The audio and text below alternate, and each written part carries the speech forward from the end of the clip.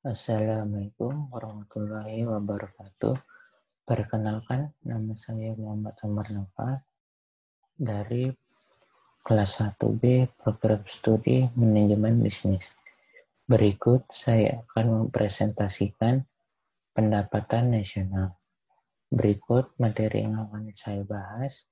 Ada 3, yaitu apa itu pendapatan nasional, manfaat perhitungan pendapatan nasional, dan apa itu pendapatan nasional dengan pendekatan produksi beserta contoh perhitungannya. Baiklah, yang pertama-tama saya akan membahas pendapatan nasional. Pendapatan nasional bisa diartikan sebagai pendapatan rata-rata yang diterima seluruh rumah tangga keluarga atau RTK pada suatu negara selama 1 tahun. Dapat dibedakan menjadi 2 konsep. Konsep pertama yaitu produk domestik bruto atau PDB dan produk nasional bruto atau PNB. PDB merupakan konsep yang mengukur jumlah barang dan jasa yang dihasilkan dari unit-unit produksi di dalam lingkup domestik atau batas wilayah negara selama 1 tahun. Pendapatan nasional jenis ini memperhitungkan pendapatan masyarakat dalam negeri ditambah pula dengan pendapatan asing yang berada di dalam negeri.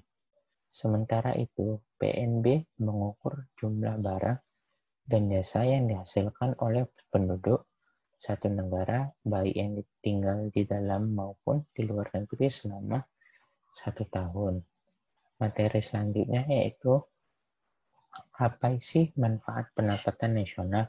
Berikut ada 5 yang saya rangkum, yaitu yang pertama, menilai prestasi atau keberhasilan negara di bidang ekonomi. Yang kedua, agar dapat menilai perkembangan dan pertumbuhan ekonomi suatu negara dari tahun ke tahun.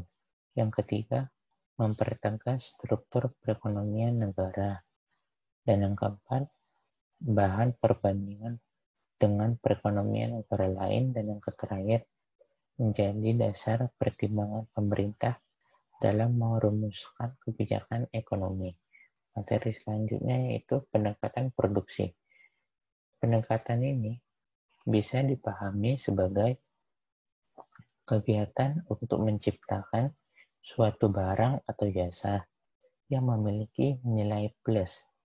Cara menghitungnya pun bisa dilakukan dengan menjumlahkan nilai tambah dari seluruh sektor produksi selama 1 tahun.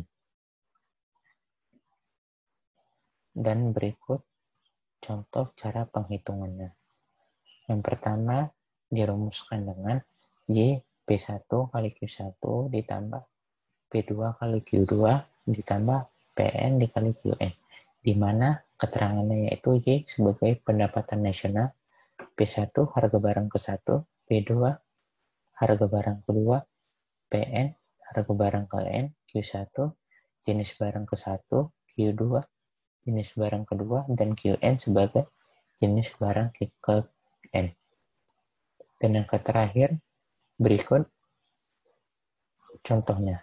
Seandainya seorang pengusaha pakaian akan memulai usahanya, langkah pertama yang dilakukan adalah membeli kapas dari para petani dengan harga Rp300. Pengusaha pabrik akan mengolah kapas menjadi benang dengan biaya Rp400. Para pedagang pun akan menjual benang kepada pabrik tekstil untuk diolah menjadi kain dengan biaya Rp600. Kain tersebut masuk ke pabrik garmen untuk diproduksi menjadi pakaian jadi dengan biaya sebesar Rp400. Seterusnya, pakaian jadi tersebut dijual kepada pedagang di pasar seharga Rp1.000. Ilustrasi di atas terlihat dalam tabel di bawah ini, yaitu kita masukkan sektor produksi 1.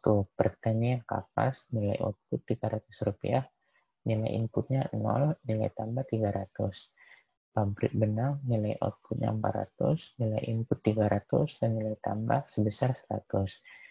Yang ketiga, pabrik tekstil nilai output 600, nilai input 400, dan nilai tambah 200. Industri garment nilai output 800, nilai input 600, dan nilai tambah 200. Yang terakhir, perdagangan dengan pakaian jadi. Nilai outputnya 1000, nilai input 800, nilai tambah 1000.